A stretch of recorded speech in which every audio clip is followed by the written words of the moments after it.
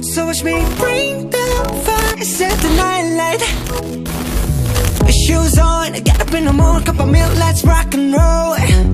Kink out, kick the drum, rolling on like a rolling stone. Sing song when I'm walking home, jump up to the top of the brown. Ding dong, call me on my phone, nice tea and I'll get my ping pong. This is dead heavy, can't hear the bass, boom, I'm ready.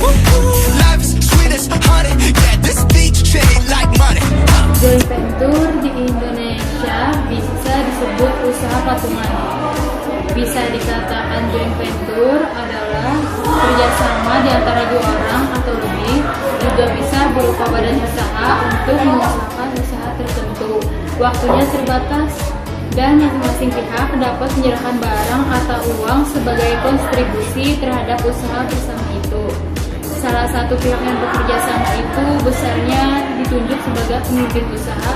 Kerjasama atau joint venture disebut sebagai managing partner yang berkewajiban untuk menyelenggarakan pembukuan dan penyajian laporan keuangan. Nah, berdasarkan pengertian di atas, maka dapat kita ketahui unsur-unsur yang terdapat dalam joint venture ialah yang pertama, kerjasama di antara dua pihak atau lebih. Joint venture merupakan kerjasama dua pihak atau lebih yang sepakat untuk membentuk perusahaan baru dengan nama baru.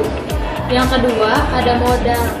Dalam joint venture, masing-masing pihak memberikan modal untuk disetor dan dipakai bersama untuk mengoperasikan perusahaan. Yang ketiga, ada surat perjanjian. Sebagai bentuk adanya kerjasama antara kedua belah pihak, maka dalam joint venture harus ada surat perjanjian sebagai fungsi untuk mengikat kedua belah pihak tersebut. Dalam joint venture, karena melibatkan orang lain, maka perlu diperhatikan dan diteliti apakah pihak yang akan diajak kerjasama adalah pihak yang bisa dipertanggungjawabkan. Perusahaan yang melakukan joint venture dapat disebut JVCO atau Joint Venture Company. Bisa dilakukan dalam negeri atau dengan perusahaan asing. Selanjutnya, ciri joint venture ada 5. Yang ke-1, waktunya terbatas. Kontribusi masing-masing pihak dapat berupa barang atau uang. Keuntungan atau kerugian dibagi sama. Sebelum keuntungan dibagi, diperhitungkan dahulu bunga modal, komisi, bonus, dan lain-lain untuk pihak-pihak yang telah berjasa. Yang kelima, salah satu pihak ditunjuk sebagai pimpinan yang disebut managing partner. Seperti halnya persetujuan, maka laba joint venture juga hak para masing-masing anggotanya. Oleh karena itu, laba joint venture akan dibagikan kepada para sekutu. Cara atau metode pembagian labanya juga akan diatur di dalam perjanjian.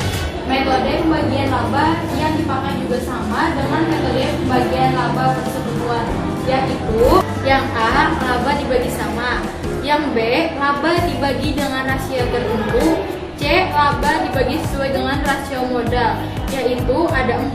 Pertama, modal mula-mula, yang kedua, modal awal periode, yang ketiga, modal akhir periode, dan yang keempat ada modal rata-rata. Terus selanjutnya ada D, laba dibagi dengan memperhitungkan bunga modal dan sisanya dibagi menurut cara A, B, dan C yang tadi.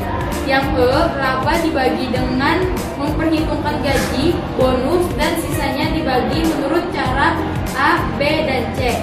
Yang F, laba dibagi dengan memperhitungkan bunga modal, gaji, serta bonus, dan sisanya dibagi menurut cara A, B, dan C, sama dengan D, E, F yang tadi. Selanjutnya, dalam strategi manajemen joint venture dapat dikategorikan sebagai salah satu bentuk elemen penting dalam perusahaan. Sebagaimana teori 5 major elements of strategy, ada 5 elemen penting dalam strategi, yaitu arenas, starting, differentiator, pencil, dan economic logic. Yang pertama yaitu adalah arenas, yaitu merupakan area di mana perusahaan akan aktif. Keputusan tentang arena perusahaan dapat mencakup produk layanan, saluran distribusi, segmen pasar, wilayah geografis, teknologi, dan bahkan tahapan proses penciptaan nilai. Seperti yang Anda ketahui, Asia kebetulan merupakan sumber barang-barang manufaktur berkualitas tinggi yang berbiaya rendah dalam outsourcing sepatu, lini, pakaian, Nike mengikuti strategi serupa dalam hal arena. Namun, satu perbedaan utama adalah bahwa Nike merupakan gerai retail Town juga memilih kehadiran retail langsung di samping penggunaan saluran distribusi retail tradisional. Yang kedua, saya akan membahas differentiator, yaitu adalah fitur dan atribut produk atau layanan perusahaan yang membantunya mengalahkan pesaingnya di pasar. Perusahaan bisa sukses di pasar.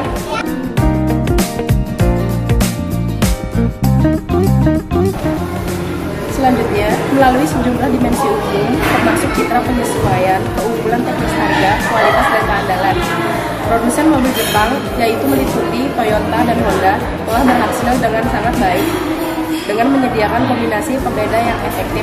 Mereka menjual mobil murah dan mobil kelas atas dengan fitur berkualitas tinggi, dan banyak konsumen merasa nilai yang mereka yang berikan sulit untuk ditandingi. Namun, meskipun strategi terbaik seringkali menggabungkan pembeda, sejarah telah menunjukkan bahwa perusahaan sering berkinerja buruk ketika mereka mencoba segalanya bagi semua konsumen. Sulit membayangkan. Misalnya, satu produk yang menawarkan teknologi canggih dan harga terendah di pasar.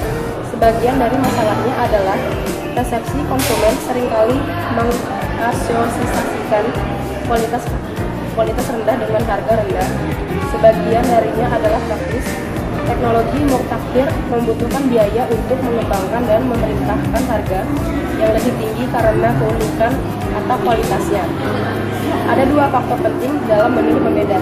Yang pertama, keputusan harus dibuat lebih awal, dan yang kedua, mengidentifikasi dan melaksanakan pembeda yang berhasil berarti membuat pilihan yang sulit tercipta. Yaitu adalah differentiator adalah apa yang mendorong calon pelanggan untuk memilih penawaran satu perusahaan daripada pesaing.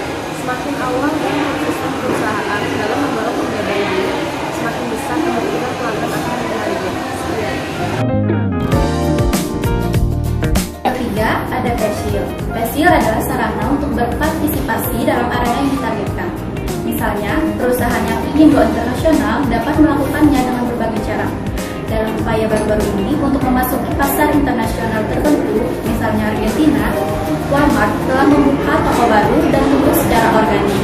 Artinya, Walmart mengembangkan semua toko secara internal daripada mengakuisisi toko yang sudah berbasis di negara yang ingin dimasuki.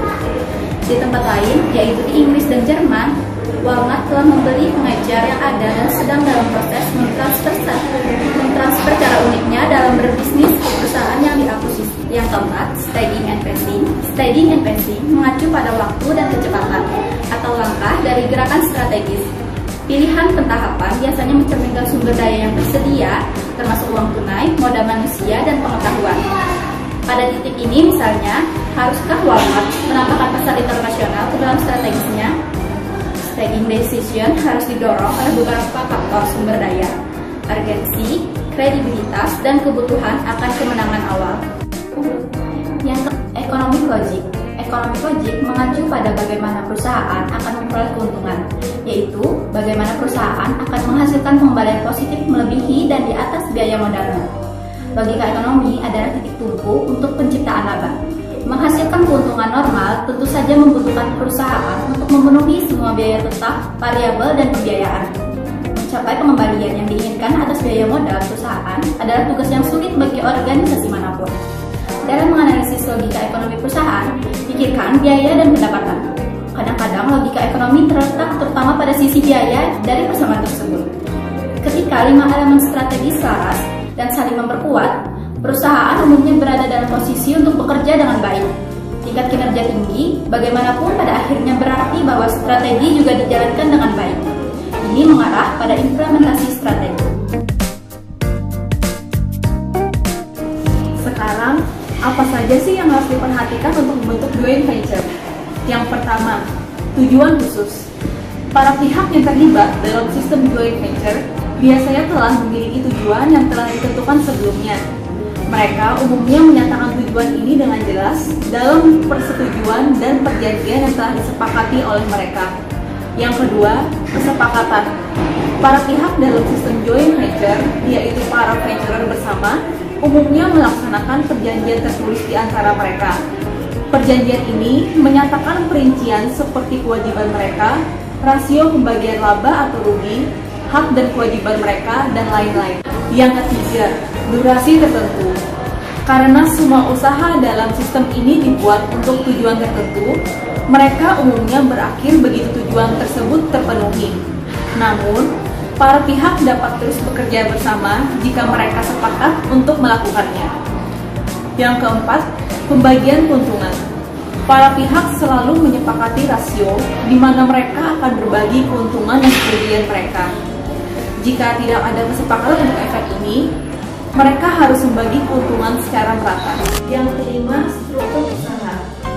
Para pihak dapat membuat usaha patungan dengan melakukan kontrol pada salah satu aspek berikut. Yang pertama, aktiva, yang kedua, operasi, dan yang ketiga, entitas bisnis itu sendiri. Beberapa contoh perusahaan yang melakukan joint venture. Yang pertama, Asus dan Gigabyte. Yang kedua, Sharp dan Sony. Dan yang ketiga, PT Pusri dengan National Petrochemical Company of Iran atau NPC. Terima kasih sudah menyaksikan video dari kami. Jangan lupa Like, Comment, and subscribe. Dah.